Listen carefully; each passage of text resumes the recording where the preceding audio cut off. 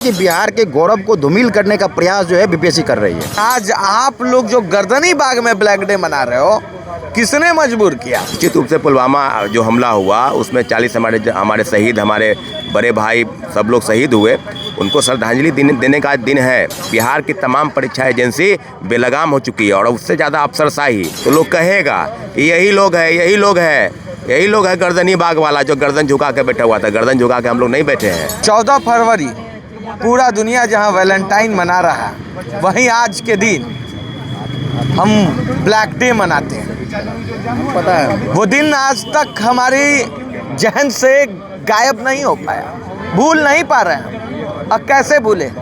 बिहार के लाल रतन सिंह की शहादत को किस तरह से कोई भूल सकता है? संजय कुमार सिन्हा की शहादत को कैसे कोई भूल सकता है? बिहार के लालों ने जो आहुति दी है वो अपने आप में अतुलनीय है। लेकिन एक तरफ मेरा सवाल है आज कि बिहार के लाल आज यहाँ पे गर्दनी बाग में भी ब्लैक डे के दिन ही शहादत दे रहे हैं। वैसे रतन सिंह और संजय सिंह ने शहादत पुलवामा अटैक में जैसे मोहम्मद के षड्यंत्र के वजह से उनकी शहादत हुई थी, और यहाँ पे शहादत मनु परमार की षड्यंत्र की वजह से इन बच्चों के भविष्य का शहादत की ओर बढ़ रहा है। इनका भी भविष्य पे वही खतरा मंडरा रहा है। ऐसे में सवाल बहुत बड़ा है कि जिस देश के जवानों पे बुरी नज़र रखने वाले सरहद के पार हुआ करते थे, क्या अब वो बिहार में बीपीएससी के अंदर भी हुआ करते हैं क्या? बहुत बड़ा सवाल मैं पूछ रहा हूँ और बोल रहा हूँ। इस पे हो सकता है बहुत लोगों को खराब भी लगेगा, लेकिन अगर आप देखिएगा कि जवान किसान के नाम लेकर राजनीति सरगर्मियों को गरमाने वाले नेता बहुत मिल जाएंगे, लेकिन जब हित करने की बारी आएगी तो वही होगा। तारीख पे तारीख और चलेंगे उस पर। लेकिन आप क्या कहना चाहिएगा? मनु परमार ने जो आज ब्लैक डे है, आप लोग को पता ही होगा। नहीं, हम लोग सबसे पहले तो जो शहीद हुए हैं, 40 से ज़्यादा शहीद जो हैं सीआरपीएफ के जवान, उनके लिए हम लोग सबसे पहले श्रद्धा सुमन अर्पित करते हैं। हम लोग एक शाम में हम लोग बड़ा कार्यक्रम भी आयोजित करेंगे इस संदर्भ में, मतलब शहीद को लेके। और बिहार के लाल भी उसमें शहीद हुए हैं। और बिहार जो है, देखिएगा 1857 में बिहार ही जो है, मतलब आर्मी के रूप में कौन था? जो सैनिक था, यहाँ वर्दीधारी ही मतलब जो किसान था वही वर्दीधारी थे।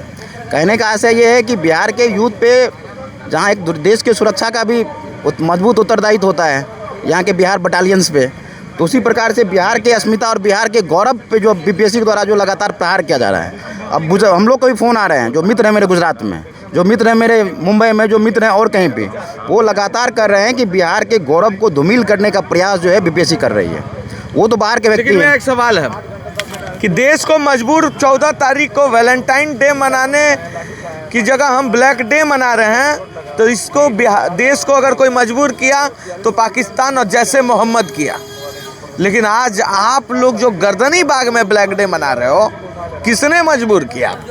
ऑब्वियसली देखिए, ब्लैक डे तो मन ही रहा है। पिछले 60 दिनों से ब्लैक डे ही है एक तरह का सांकेतिक रूप से। और जो ऑनरेबल चेयरपर्सन है वो, ठीक है, उन्होंने क्या किया है, पूरे के पूरे ऑनरेबल नाम लगा दे रहे हैं। ऑनरेबल की चेयर को हम लोग ऑनरेबल बोल रहे हैं। चेयर पे बैठा व्यक्ति जो है, चेयर दूषित नहीं होता है, चेयर पे बैठा व्यक्ति जो है दूषित होता है, करप्ट होता है। तो मैं ऑनरेबल इसलिए बार बार यूज़ करता हूँ, चेयर को मैं सम्मान देता हूँ। और अगर करप्ट व्यक्ति बैठेगा, रवि परमार टाइप का करप्ट व्यक्ति बैठेगा जब चेयर पे, तो आपने देखा क्या हुआ, पूरा का पूरा एग्जामिनेशन प्रोसेस ही भ्रष्ट हो गया, एकदम डिटेल्ड हो गया।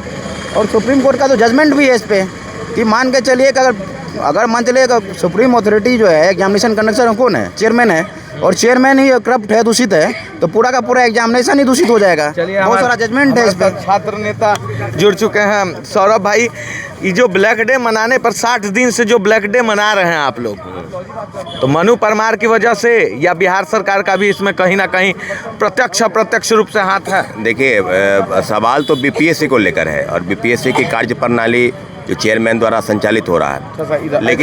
लेकिन बात अगर किया जाए कि बीपीएससी के द्वारा हो रहा है, लेकिन अप्रत्यक्ष रूप से सरकार भी तो कहीं ना कहीं इसमें है कि सरकार देख तो रही है, सुन तो रही है, ऐसा तो नहीं कि धृतराष्ट्र बने हुए हैं लोग। बात ओवरऑल यही है। रही बात ब्लैक डे का, तो आज निश्चित रूप से पुलवामा जो हमला हुआ उसमें 40 हमारे शहीद, हमारे बड़े भाई सब लोग शहीद हुए, उनको श्रद्धांजलि देने का दिन है। लेकिन जो गर्दनी बाग में हो रहा है, ये भी बिहार के इतिहास से स्वर्णिम अक्षर में कब लिखा जाएगा? जब हमारी डिमांड पूरी होगी। नहीं तो यूं ही जब हम लोग नहीं पूरा होगा, जब हम लोग निकलेंगे कहीं से तो लोग कहेगा कि यही लोग है, यही लोग है, यही लोग है गर्दनी बाग वाला जो गर्दन झुका के बैठा हुआ था। गर्दन झुका के हम लोग नहीं बैठे हैं, हम लोग शान और शौकत से पूरे जोश के साथ बैठे हैं कि सरकार हमारी डिमांड पूरा करेगी। और सरकार की देख लीजिए, सरकार की नीति देख लीजिए कि कभी कुछ मामले को लेकर, कभी कह के राजनीतिक रंग दे दिया गया आंदोलन को। पप्पू यादव जी आए, प्रशांत किशोर आए, राहुल गांधी आए, भाई इनका यहाँ तो सब लोग का स्वागत हुआ। कौन कांग्रेस के नेता आए, CPI-ML के नेता आए, सब लोग आए। लेकिन इसको अलग तरीका भी बता रहे थे कि तोड़ फोड़ हो गया गर्दनी बाग हॉस्पिटल में। प्रमाण नहीं था, लेकिन प्रेस के लोग चला रहे थे ये चीज़। तो इस बात तो हम लोग फिर भी हम लोग सब कुछ मार पीट करके, लाठी डंडा खाकर, FIR करवाकर, हाउस अरेस्टिंग होकर, सब चीज़ सहकर हम लोग बैठे हैं कि मुख्यमंत्री जी कोई निर्णय करेंगे। लेकिन मुख्यमंत्री जी निर्णय नहीं किए, अभी तक निर्णय नहीं किए हैं। इसलिए हम लोग महाजुटान कर रहे हैं। आज से ही शुरुआत उसके किए हैं, क्योंकि ये दिन बिल्कुल इतिहास में दर्ज है कि पुलवामा अटैक, और उसके बाद पाकिस्तान का क्या हाल हुआ था, ये बात भी किसी से छुपा हुआ नहीं है। इसलिए हम लोग बार बार कह रहे हैं कि हमारी लड़ाई सरकार से नहीं है, बिहार सरकार से बिल्कुल नहीं है। गलत नीतियों पर लगाम कसना आपकी जिम्मेदारी है। BPSC ही नहीं, बिहार की तमाम परीक्षा एजेंसी बेलगाम हो चुकी है। और उससे ज़्यादा अफसरशाही, कुंदन कुमार डिप्टी सेक्रेटरी नहीं, उसके पहले एक और थे अमरेंद्र कुमार, जो 8 वर्षों से BPSC के सेक्रेटरी और परीक्षा नियंत्रक तक बने थे। एक व्यक्ति एकदम भ्रष्टाचार में लिप्त व्यक्ति था, फिर उसको कहाँ जिलाधिकारी बनाया गया किसी जिले का, और फिर उसको कहाँ भेजा गया है, कर्मचारी चयन फिर बुलाया गया है। तो ऐसे ऐसे लोग को दूध की रखवाली जो है ना, बिल्ली को देकर रखे हैं ये लोग, कभी नहीं होगा। एक से एक हैं, KP रमैया, संजीव हंस, किसका किसका नाम लीजिएगा, भ्रष्टाचार में लिप्त व्यक्ति है। रवि परमार, मनु भाई तो अभी उदाहरण अभी हाल में ही है।